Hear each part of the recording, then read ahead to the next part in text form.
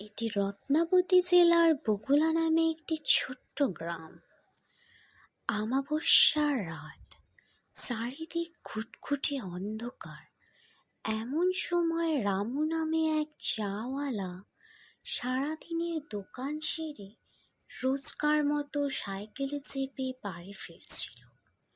আজ খদ্দেরের চাপ একটু বেশি থাকায় কাজের চাপ ছিল বেশ, তাই সব সেরে দোকান বন্ধ করতে করতে বেশ দেরি হয়ে গিয়েছিল। হঠাৎই তার কানে এলো একটি মহিলার কণ্ঠস্বর। দাঁড়ান, দাঁড়ান, দয়া করে একটু দাঁড়ান। আমার স্বামীকে বাঁচান। দাঁড়ান, দাঁড়ান বলছি। রামু দাঁড়ালো, টর্চটি ভালো করে মহিলাটির উপর মারল। মহিলার মাথায় ঘোমটা দেওয়া, মুখ পুরো দেখা যাচ্ছিল না। রামু তাকে জিজ্ঞেস করলো, কে আপনি? একে কি হয়েছে আপনার স্বামীর? আমার নাম মাধবী। নাম শুনে তার রক্ত যেন হিম হয়ে গেল এবং ভয়ে সাইকেল ফেলে সে ছুটতে লাগলো। পরের দিন সকালে রামুকে দেখা গেল একটি বটগাছের ডালে চাপা পড়ে থাকতে। গ্রামের লোকেরা পুলিশে খবর দেয়। পুলিশ এসে রামুর দেহটি উদ্ধার করে ময়নাতদন্তে দেয় আর মৃত্যুর তদন্ত শুরু করে। কিন্তু দিন কুড়ি তদন্ত করেও রামুর মৃত্যুর তেমন কোনো তথ্য না পাওয়ায় কেসটি আস্তে আস্তে চাপা পড়ে যায়।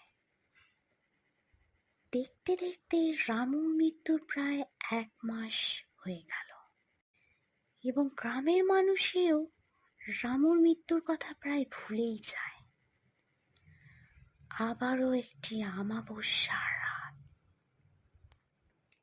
সেই পথ দিয়ে এক জমিদার গাড়িতে চেপে শহর থেকে বাড়ি ফিরছিল। ঠিক একই জায়গায় গাড়ির আলোতে ড্রাইভার দেখতে পায় মাথায় অর্ধেক ঘোমটা, মুখ ঢাকা একটি মহিলা হাত নেড়ে নেড়ে গাড়িটিকে বারবার থামতে বলছে। ড্রাইভার জমিদারকে জানায়। জমিদার গাড়ি থেকে তাকে নেমে গাড়ি থামানোর কারণ জেনে আসতে বলে। জমিদারের কথায় ড্রাইভারটি মেয়েটির কাছে গিয়ে বলে, কে আপনি? এত রাতে একা এখানে কি করছেন? মহিলাটি বলে, আমার নাম আমার নাম মাধবী। আমার স্বামী গাছে ঢালে দাবা পড়ে আছে। দয়া করে আমার স্বামীকে বাঁচান, বাঁচান আমার স্বামীকে। ড্রাইভার বলে, দাঁড়ান, আমি আমার মালিকের কাছে অনুমতি নিয়ে আসি। ড্রাইভার জমিদারকে মাধবীর কথা বলতেই জমিদার ভয়ে শিউরে ওঠে এবং ড্রাইভারকে বলে, ওরে তাড়াতাড়ি গাড়িতে উঠে আয়, এখান থেকে চল। ড্রাইভার বলে, কিন্তু ওই স্বামী যে বিপদ, এই অবস্থায় আমাদের মাধবীকে একা ফেলে যাওয়া উচিত? কথা না বাড়িয়ে জমিদার একাই গাড়ি চালিয়ে চলে যেতে চাইছিল। তখন ড্রাইভার যেটি দেখলো সেটি দেখে চোখ কপালে উঠল। মাধবীর মাথার ঘোমটা আর নেই, ওর চোখের কোটরে চোখ নেই, মুখের চামড়া বিভৎসভাবে কোঁচকানো, পোকা মাকড়ে খুবলে খাওয়া শরীর আর কালশিটের দাগ ঘোমটার আড়াল থেকে বেরিয়ে এসেছে। মাধবীর এই রূপ মৃত দেখে ড্রাইভার জ্ঞান হারালো। পরের দিন সকালে জমিদারের মৃতদেহ ঠিক একই জায়গায় একইভাবে পাওয়া গেল যেখানে রামুর মৃতদেহ পাওয়া গিয়েছিল।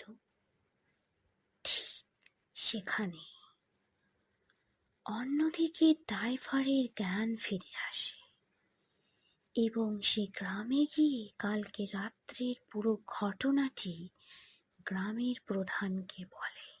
নমস্কার বন্ধুরা, আমাদের বটগাছের পিচাসিনী গল্পের প্রথম পর্বটি কেমন লাগলো কমেন্টে জানাবেন। এই পর্বের পরবর্তী পার্টটি আমরা খুব তাড়াতাড়ি নিয়ে আসব, সেখানে আপনারা জানতে পারবেন এই মাধবী আসলে কে এবং তার সাথে কি এমন ঘটেছিল যার ফলে সে একের পর এক মানুষের হত্যা করছিল। গল্পটি জানতে চাইলে আমাদের চ্যানেলের সাথে জুড়ে থাকুন। ধন্যবাদ।